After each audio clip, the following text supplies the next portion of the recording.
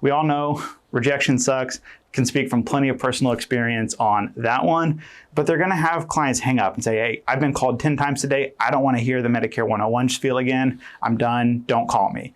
Doors are going to be slammed in their face. They're going to have people that just don't want to buy from them.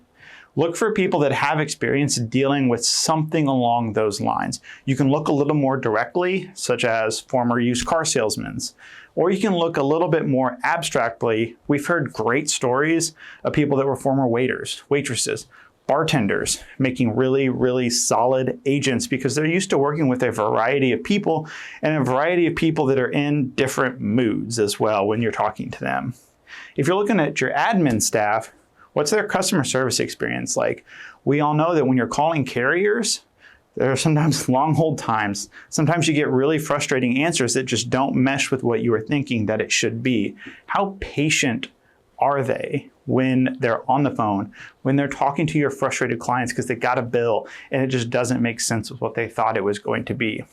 Can they take that step back, defuse the situation, and then proceed forward from there? I've heard some great interview questions for both of those as well. If you're looking at your admin staff, ask about a time that they had to exercise patience. What did they learn from it? How did they apply it to their everyday lives? When you're looking at hiring your new agents, I always think back to this scene from Wolf of Wall Street. I can watch that movie time and time again. It's super entertaining. Lots of great tidbits in there from a sales perspective as well. There's that scene where they're all sitting around the table and hands them a pen and says, sell me this pen. We've done similar exercises here as well with people that we're looking to hire. We ask them to email us and sell us on their favorite sandwich. I know it sounds really, really silly to ask someone you're looking to hire to sell you on their favorite sandwich, but by doing so and by having them do it in an email as well, we're seeing what their typing skills are like. How do they break apart their sentences? Do they have good grammar, or is their grammar all over the place? Not only that, if you're looking for an agent, and if they can sell you on their favorite sandwich, they can probably sell a prospect on some Medicare insurance.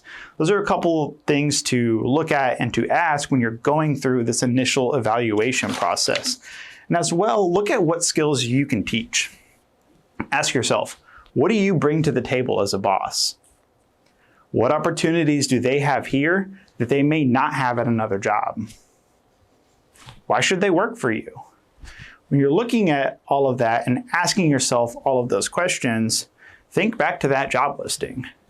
How much am I really asking of someone? What do I really have to have? What are my musts versus what would I like to see? You can uncover a lot about someone during that interview and evaluation process. Don't feel like you have to word vomit everything onto the job listing itself. The next section that I want to talk about within this is kind of that next step in the process. Say you found someone, you really like them, you vibe with them, you think they're going to mesh well with your team as well. What does your onboarding process look like? Honestly, do you even have a new staff onboarding process?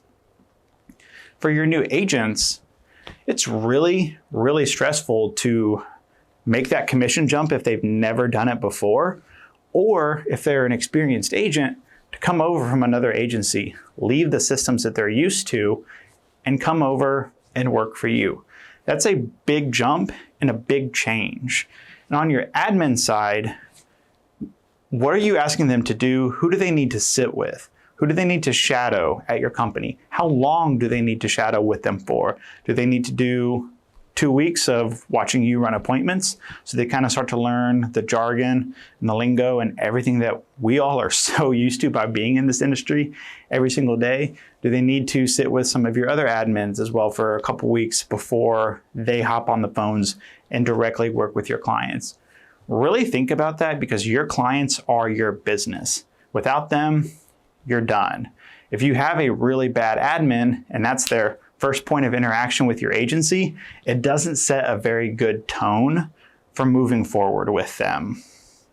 So look at, what does that process look like? Do you have a new employee handbook that you have them go through? I recommend everybody have a new employee handbook that they have to sign and acknowledge and fill out while they're going through their shadowing process so that they can learn and really absorb everything about the job.